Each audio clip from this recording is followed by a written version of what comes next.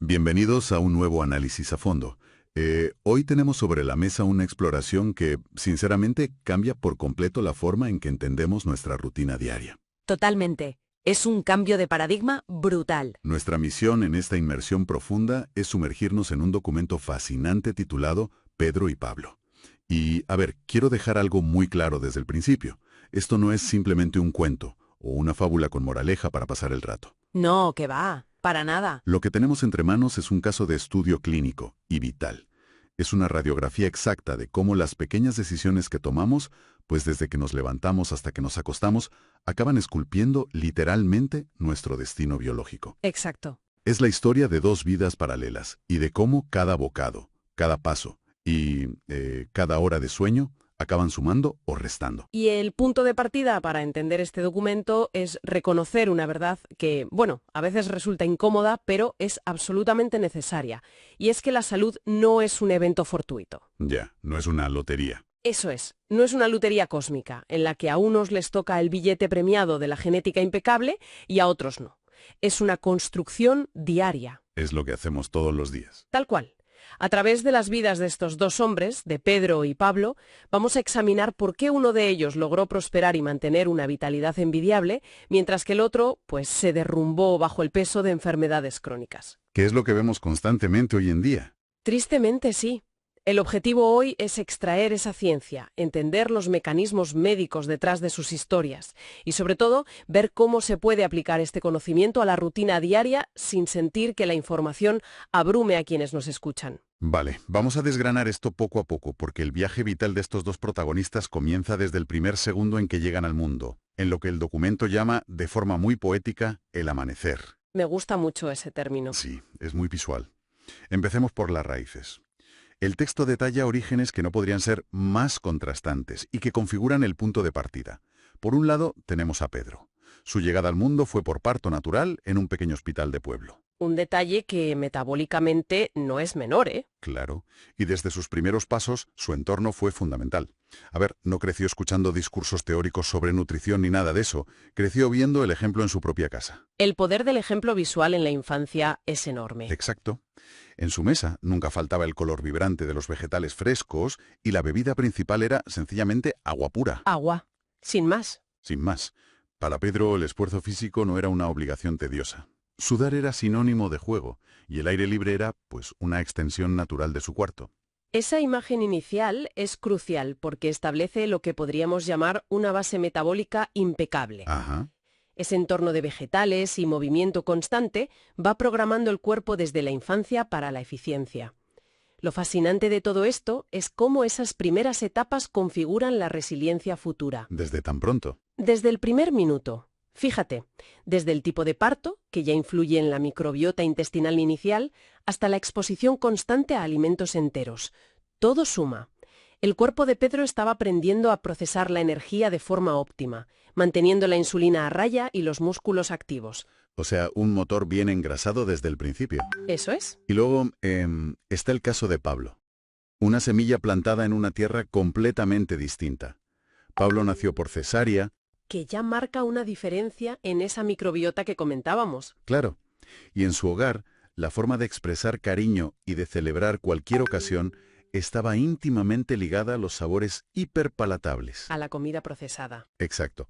A las frituras constantes, a las botellas de refrescos en el centro de la mesa en cada comida familiar, lo que para cualquier profesional de la salud de hoy sería una señal de alarma parpadeante, para Pablo era simplemente la norma heredada. Era su normalidad. La tradición incuestionable de su familia. Y aquí viene el gran contraste. Mientras Pedro pasaba las tardes gastando energía bajo el sol, Pablo conquistaba mundos virtuales, sentado frente a una pantalla durante horas y horas. Y es justo ahí, frente a esa pantalla, con un vaso de refresco en la mano, donde comienza a gestarse lo que el documento describe como una tormenta metabólica silenciosa. Tormenta metabólica silenciosa. Es un concepto durísimo. Es un término muy preciso, la verdad, y es silenciosa porque en la infancia y la adolescencia el cuerpo humano tiene una capacidad de compensación asombrosa. Lo aguanta todo. Prácticamente todo. Alguien en esa edad no suele mostrar los estragos inmediatos de la resistencia a la insulina en unos análisis de sangre. Todo sale aparentemente bien. Pero por dentro la historia es otra. Totalmente distinta. A nivel celular, ese sedentarismo absoluto, combinado con una carga glucémica brutal por los refrescos y ultraprocesados, empieza a alterar la maquinaria. Claro, el cuerpo tiene que hacer algo con todo ese azúcar. Exacto. El páncreas tiene que trabajar a destajo, segregando cantidades masivas de insulina para gestionar todo ese azúcar circulante. Pablo estaba construyendo los cimientos de una disfunción metabólica que tardaría décadas en dar la cara. Pero el daño estructural, digamos, ya estaba ahí. Ya había comenzado. Sus células se estaban volviendo sordas a la insulina. Esa idea de que el daño no se ve, pero se está acumulando día a día, nos lleva directamente a lo que el texto llama la cosecha. Damos un salto temporal en la vida de ambos hasta la marca de los 30 años. Una edad clave. Clavísima. Aquí las diferencias ya dejan de ser solo hábitos de la infancia, empiezan a ser tangibles. A los 30, Pedro sigue eligiendo la bicicleta por encima del motor para desplazarse por la ciudad. Sigue moviéndose de forma natural. Sí, el texto describe su cuerpo como una máquina eficiente. Pero hay un detalle en su actitud que destaca muchísimo. Asiste puntualmente a cada chequeo preventivo en su centro de salud. Y eso a los 30 años es rarísimo. Exacto. No lo hace por hipocondría ni porque se encuentre mal, sino por un respeto absoluto a su propio cuerpo. Esa proactividad en la treintena es rarísima y a la vez es la verdadera esencia de la medicina preventiva, acudir al médico de cabecera cuando uno se siente invencible. Cuando crees que no te pasa nada. Claro, porque eso permite detectar esas minúsculas alteraciones en el azúcar en ayunas o en el perfil lipídico antes de que las arterias empiecen a sufrir un daño irreversible. Es adelantarse al problema. En la otra cara de la moneda, a los 30 años, Pablo se enfrenta a una situación súper común. La ropa empieza a encoger misteriosamente en la lavadora. La excusa universal. O al menos esa es la excusa universal que todos hemos oído alguna vez. Ese perímetro abdominal empieza a crecer año tras año. Y hay un apunte desolador en el documento. Sí, lo de la falta de avisos. Eso es, la sanidad pública jamás lo llama para controlar ese inicio de obesidad. Nadie le advierte de lo que se avecina. Pablo se siente cómodo, no le duele nada, así que pues siga adelante. Y esa falta de advertencia es trágica. A ver, ese perímetro abdominal creciente no es una simple cuestión de tener que comprar una talla más de pantalón.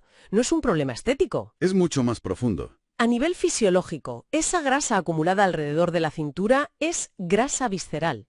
Es un tejido denso, un cinturón que, literalmente, asfixia los órganos internos como el hígado y el páncreas. Los asfixia, madre mía. Sí, porque esta grasa no es un mero almacén inerte. Actúa casi como un órgano independiente que segrega sustancias inflamatorias constantemente al torrente sanguíneo. Espera, detengámonos ahí un momento, porque esto es crucial. Si Pablo no sentía dolor a los 30 años, si sus rodillas no le fallaban y no tenía pinchazos en el pecho ni nada raro... Sí, él se sentía perfectamente. Claro, entonces, ¿cómo se convence a alguien en esa situación de que su cuerpo está en estado de emergencia? Porque la trampa está precisamente en que en la superficie se sentía perfectamente bien. Es que esa es la mayor trampa de la salud moderna, el silencio de los síntomas. El silencio de los síntomas. Exacto. No hay receptores de dolor en el hígado cuando se está llenando de grasa. No duele cuando el páncreas se agota. Pablo no sentía dolor, pero su cuerpo vivía en un estado de emergencia perpetuo. Una bomba de relojería. Estaba produciendo tanta insulina para intentar meter el azúcar en unas células que ya no respondían. Lo que antes llamabas hacerse sordo a la insulina. Eso es, lo que llamamos resistencia a la insulina. Y debido a eso, su metabolismo se estaba volviendo tremendamente ineficiente. Y eso explica a la perfección lo que ocurre en la década de los 40, un puente temporal que el documento relata como el inicio del agotamiento. La caída en picado. Sí.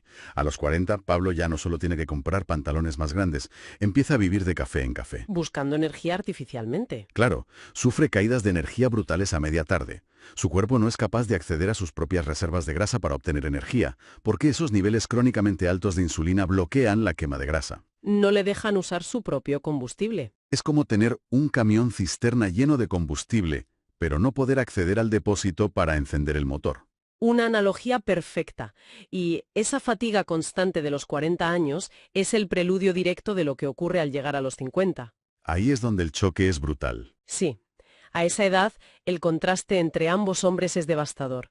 Tienen la misma edad cronológica en el carné de identidad, pero edades biológicas separadas por décadas. Totalmente.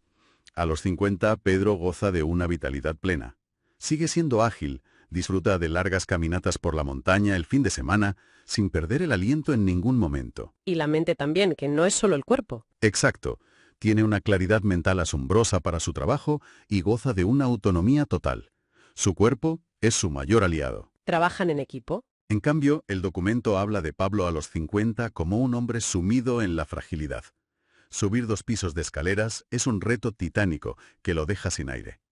Padece una niebla mental constante y, lo peor de todo, ha caído en la trampa de la polifarmacia.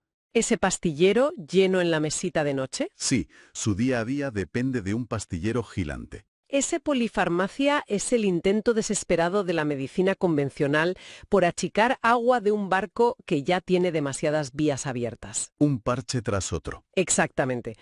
Toma una pastilla para bajar la presión arterial, otra para forzar al páncreas a exprimir un poco más de insulina, otra para el colesterol y, por supuesto, un protector gástrico para soportar el daño de todo lo anterior. ¡Qué barbaridad! ¿Y la niebla mental de la que hablábamos? La niebla mental no es simple estrés por el trabajo o la edad. Es el resultado directo de un cerebro que se ha vuelto resistente a la insulina y no puede absorber la glucosa de manera eficiente para pensar con claridad. El cerebro también se queda sin energía. Por supuesto, el cerebro es un gran consumidor de energía. Todo esto nos empuja hacia la sección más cruda de la exploración, que es el atardecer, situándonos en la marca de los 65 años. La recta final. A los 65, la vida de Pedro es un testimonio de paz y comprensión de la morbilidad. Es decir, prolongar la salud real, no solo alargar los años de vida a cualquier precio en una cama de hospital. Calidad de vida, no solo cantidad. Pedro camina por el parque, juega activamente con sus nietos. Su vejez no es una carga, es la cosecha de la disciplina que sembró pacientemente durante más de 6 décadas. Exacto, es llegar al final del camino con el vehículo en las mejores condiciones posibles. Pero el final del camino para Pablo es un descenso en picado.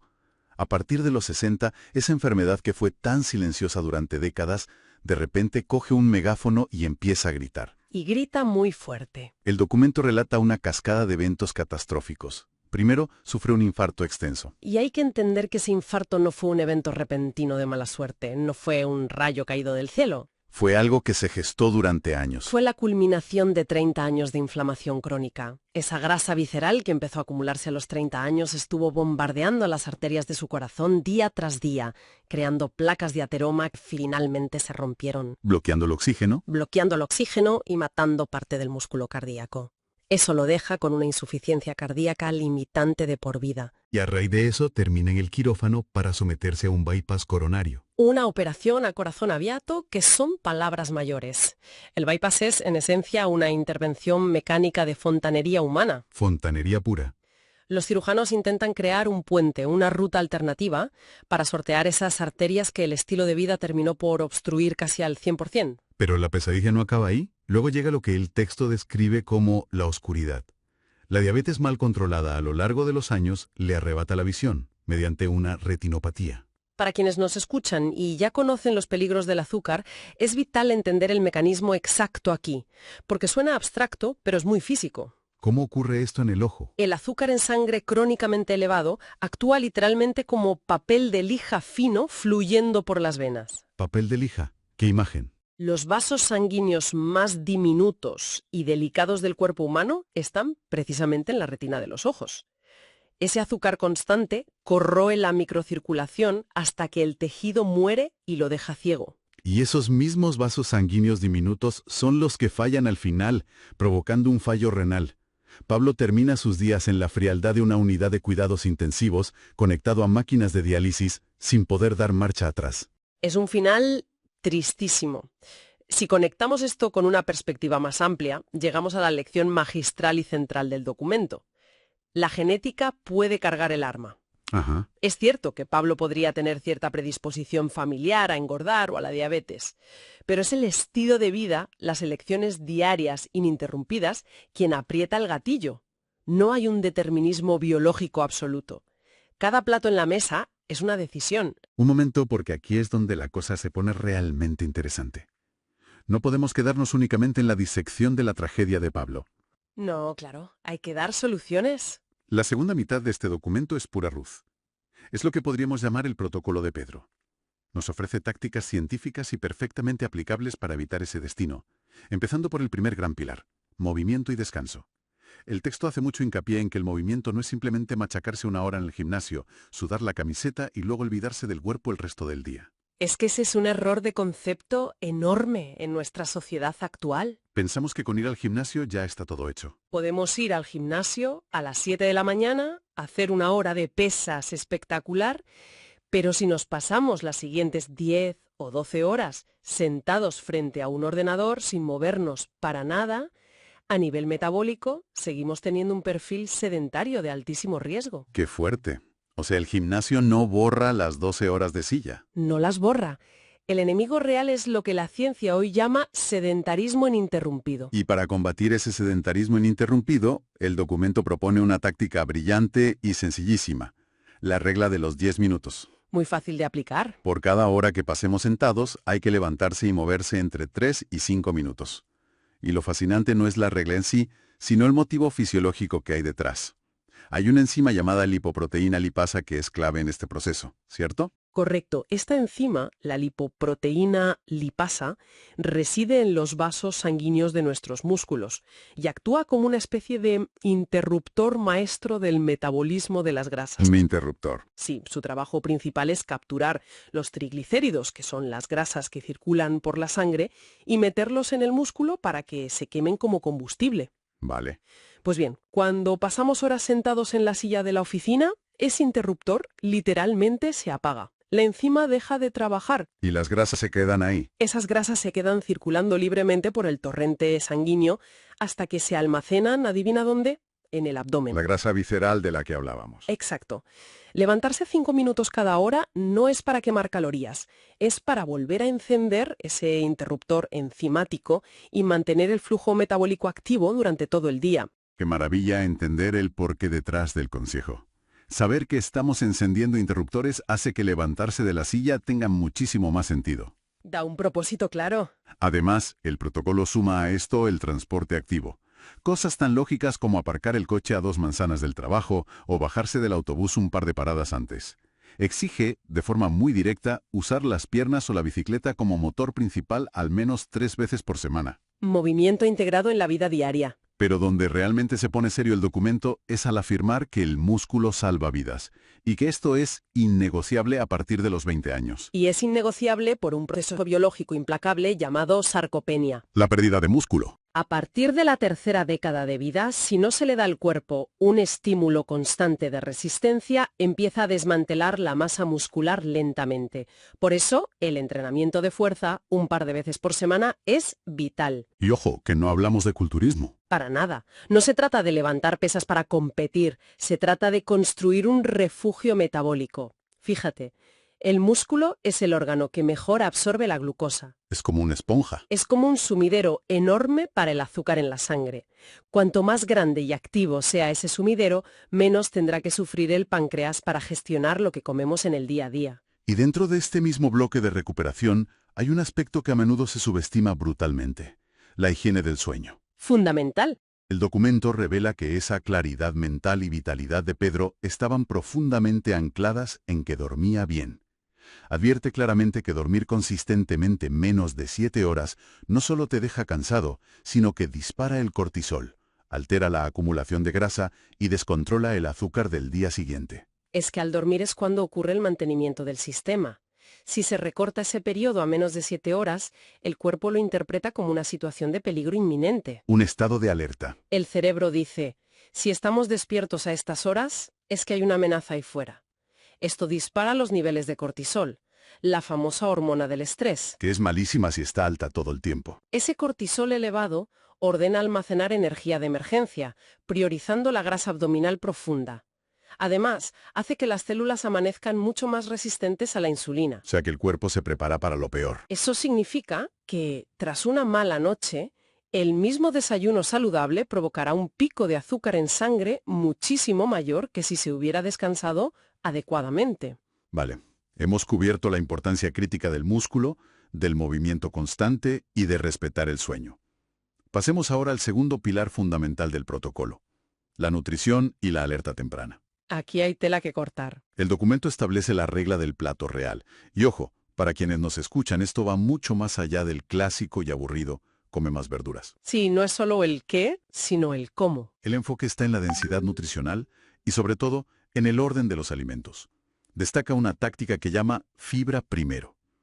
Entonces, ¿qué significa todo esto en la práctica? Una porción de fibra, ya sea una ensalada, brócoli, espinacas, todo eso crea una barrera física. Una barrera literal. Esa fibra viaja por el tracto digestivo y se despliega como una malla protectora en las paredes del intestino delgado.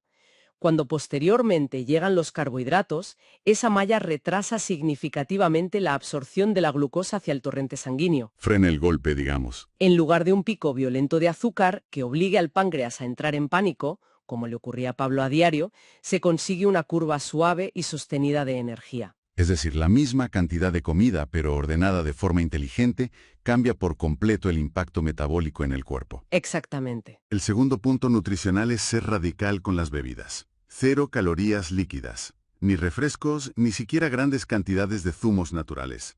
Los zumos son engañosos. Recomienda agua, café o infusiones sin azúcar. Y sé que para una audiencia informada esto puede sonar a conocimiento básico, pero el documento pone el foco no tanto en el recuento de calorías, sino en la velocidad de la agresión. La clave aquí es la velocidad de absorción en el hígado. Cuando se mastica una fruta entera, la fructosa viene empaquetada con su fibra, Y masticar lleva su tiempo. lo que da tiempo al hígado a procesarla poco a poco. Pero cuando se bebe esa fructosa en forma líquida, ya sea en un refresco comercial o en un zumo industrializado, llega al hígado como un tsunami. De golpe. El hígado no puede procesar esa cantidad de energía de golpe, así que entra en modo pánico y la convierte directamente en grasa hepática. Eliminar las calorías líquidas es, de lejos, la forma más rápida y efectiva de detener la acumulación de grasa visceral. Y para redondear ese plato real, exige incluir proteína de alta calidad en cada ingesta. Huevos, legumbres, carnes magras o pescado. Sin esa proteína, intentar mantener ese músculo sumidero del que hablábamos antes es biológicamente imposible, por mucho que se entrene. El músculo necesita ladrillos para construirse. Y la proteína es ese ladrillo. Entonces, ¿cómo tomamos el control real de la situación desde casa? Porque el protocolo concluye con un sistema de alerta temprana para no acabar en esa ceguera del silencio de los síntomas. Hay que medir. El texto nos da herramientas que parecen rudimentarias, pero son potentísimas. Empezando por tener una simple cinta métrica en el baño de casa. Es asombroso que un trozo de tela graduada sea una herramienta de diagnóstico cardiovascular tan poderosa. De verdad. Mucho mejor que la báscula a veces. Sin duda, la recomendación es medirse el perímetro abdominal a la altura del ombligo con regularidad. Los umbrales que marca la ciencia son muy claros. En hombres, el objetivo es mantenerse por debajo de los 90 centímetros. En mujeres, por debajo de los 80 centímetros. 90 y 80. Si esa cinta empieza a marcar números superiores mes tras mes, es la prueba irrefutable de que se está acumulando esa grasa visceral inflamatoria. Es una alarma antiincendios casera que nos dice que es momento de intervenir de inmediato. Y la intervención no se queda solo en casa. El documento anima firmemente a no esperar a sentir dolor o ahogo para pedir cita en la sanidad pública. Hay que exigir análisis anuales específicos. Y saber qué pedir. No basta con el hemograma básico. Señala 3 marcadores fundamentales.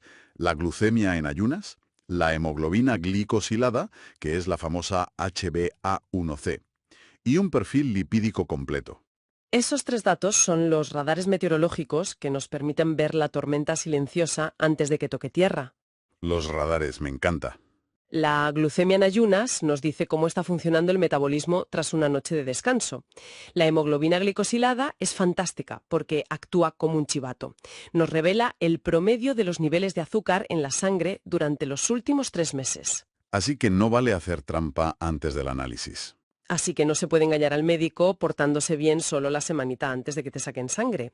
Y por último, el perfil lipídico nos mostrará si los triglicéridos están subiendo a causa de ese sedentarismo ininterrumpido del que hablábamos. Para ir cerrando esta exploración, creo que es vital quedarse con el tremendo mensaje de empoderamiento que destila el caso de Pedro y Pablo. Es un mensaje muy potente. La salud no es algo que simplemente nos ocurre mientras miramos. Es algo que construimos o desmantelamos con cada pequeña acción diaria. Saber que encender la lipoproteína lipasa requiere solo unos minutos de caminar, que la fibra es un escudo protector físico para nuestro intestino, o que una simple cinta métrica nos puede avisar de un infarto años antes de que ocurra, nos da un control absoluto. Tenemos las herramientas en la mano. Como señala el documento de forma magistral, cada comida no es un mero trámite. Es un voto real, biológico y tangible, que depositamos en la urna del tipo de vejez que queremos vivir. Y claro, esto plantea una pregunta importante para reflexionar.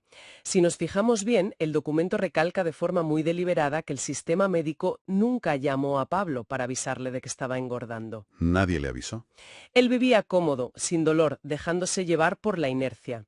Y es que el entorno moderno, nuestras ciudades diseñadas para ir sentados a todas partes en el coche, la disponibilidad omnipresente de comida ultraprocesada a un clic de distancia, la propia estructura del sistema sanitario actual, todo es pasivo y reactivo. Actuamos cuando ya esté el problema encima. Está diseñado para esperar pacientemente a que la enfermedad estalle y dé un grito desgarrador para, entonces sí, intervenir con un quirófano o con una montaña enorme de recetas. Por lo tanto, elegir caminar el sendero de Pedro hoy en día no es simplemente seguir un conjunto de buenos consejos de salud. Va mucho más allá. Es, en el fondo, un acto diario de rebeldía consciente. Es nadar activamente a contracorriente en un entorno que por puro diseño y comodidad nos empuja suavemente y en completo silencio hacia el abismo que finalmente encontró Pablo. Un acto diario de rebeldía consciente. Qué manera tan absolutamente magistral de encapsular la esencia de esta historia y de todo lo que hemos revisado hoy aquí. Ojalá este análisis a fondo haya servido para arrojar luz y, sobre todo, para proporcionar esas herramientas prácticas que permiten recuperar el control sobre la propia biología para quienes nos escuchan. Ha sido un auténtico privilegio desgranar este material. Un saludo enorme para quienes nos acompañan al otro lado de los auriculares y nos encontraremos muy pronto en una nueva inmersión profunda para seguir explorando.